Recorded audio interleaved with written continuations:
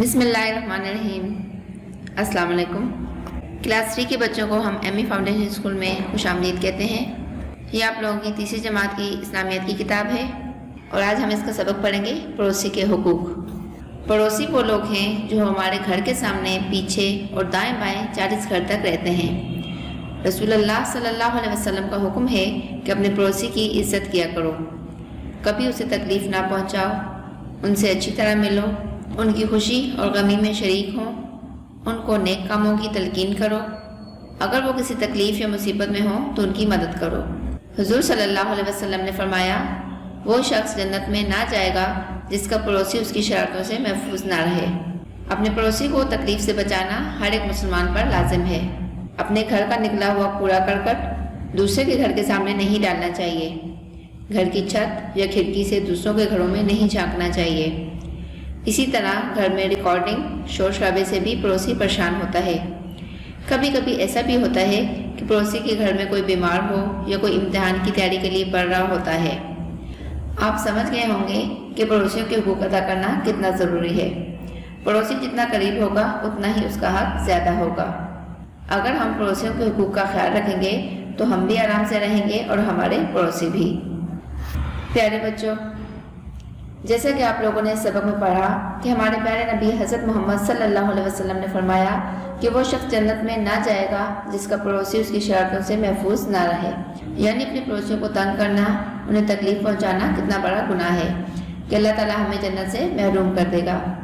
اس لیے ہمیں یہ چاہیے کہ ہم اپنے پڑوسیوں کا خیال رکھیں، انہیں جب مدد کی ضرورت ہو مدد کریں، ان کی خوشی اور غم میں شریک ہوں، جب کوئی بیمار ہو تو اس کی مزاج پرسی کریں اور ان کے آرام کا خیال رکھیں۔ اس سے اللہ تعالیٰ بھی خوش ہوں گے اور ہمیں بہت سارا ثواب بھی ملے گا۔ کیا آپ کے علم میں ہے پڑوسی کے ساتھ حسن سلوک صرف یہ نہیں ہے کہ اس کو تکلیف نہ پہنچائے بلکہ اس کی طرف سے پہنچنے والی تکلیفوں پر صبر بھی کرے۔ یعنی اگر آپ کا پڑوسی آپ کو کوئی تکلیف پہنچا رہا ہے اور اس پر آپ صبر کریں گے تو یہ بھی ایک حسن سلوک کی مثال ہے۔ سوال نمبر 1 ہے پڑوسی کون ہوتے ہیں؟ سوال نمبر 2 ہے حضور صلی اللہ علیہ وسلم نے پڑوسی کے بارے میں کیا فرمایا؟ اور سوال نمبر 3 ہے ہمیں اپنے پڑوسیوں کا کس طرح خیال رکھنا چاہیے۔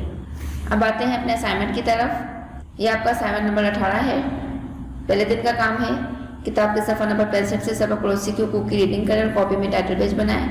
دوسرے دن 3 سوالوں کے جواب دینے ہیں آپ لوگوں نے اور تیسرے دن 2 سوالوں کے جواب لکھنے ہیں۔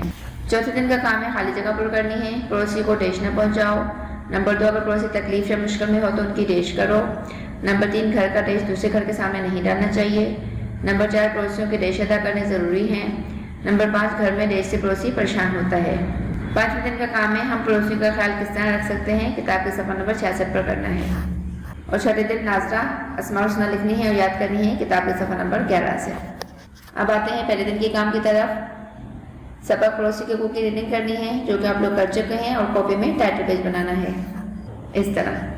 دوسرے دن کا کام ہے 3 سوالوں کے جواب لکھنے ہیں اور تیسرے دن کا کام ہے 2 سوالوں کے جواب لکھنے ہیں۔ سوال نمبر 1 ہے پڑوسی کون ہوتے ہیں؟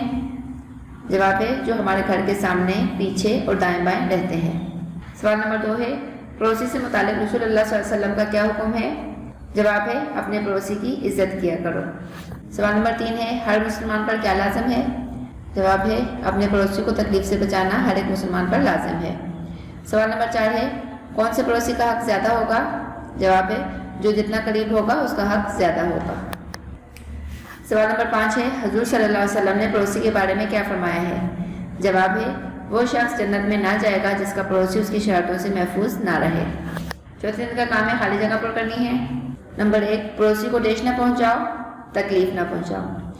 نمبر 2 ہے اگر پڑوسی تکلیف یا مشکل میں ہو تو ان کی ڈیش کرو، مدد کرو۔ نمبر 3 ہے گھر کا ڈیش دوسرے گھر کے سامنے نہیں ڈالنا چاہیے، گھر کا کوڑا کرکٹ دوسرے گھر کے سامنے نہیں ڈالنا چاہیے۔ نمبر 4 ہے پڑوسیوں کے ڈیش ادا کرنے ضروری ہیں، حقوق۔ نمبر 5 گھر میں ڈیش سے پڑوسی پریشان ہوتا ہے، شور شرابے سے۔ 5ویں دن کا کام ہے ہم پڑوسیوں کا خیال کس طرح رکھ سکتے ہیں، کتاب کے صفحہ نمبر 66 پر کرنا ہے۔ ہم پڑوسیوں کا خیال کس طرح رکھ سکتے ہیں، مثلاً ہم پڑوسیوں کے آرام کا خیال رکھیں۔ اب آپ نے لکھنے ہیں 4 پوائنٹ۔ ان کی مدد کریں۔ نمبر 2 انہیں تکلیف نہ پہنچائیں۔ نمبر 3 ہے اچھی طرح سے ملیں۔ نمبر 4 ہے خوشی و غمی میں شریک ہوں۔ 6 دن کا کام ہے نازرہ کرنا ہے، اسماء الحسنی لکھنے ہیں اور یاد کرنے ہیں کتاب کے صفحہ نمبر 11 سے۔ یہ کتاب کے صفحہ نمبر 11 پر اسماء الحسنی ہے. یہ آپ لوگوں نے یہاں سے دیکھ کر اپنی کاپی میں لکھنا ہے اور اچھی طرح سے یاد کرنا ہے.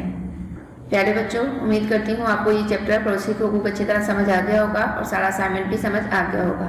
اب آپ لوگوں نے اسے صاف ستھرا کر کے اپنے ٹائم پر اسکول میں جمع کرانا ہے. مجھے اب اجازت ہے. اللہ حافظ.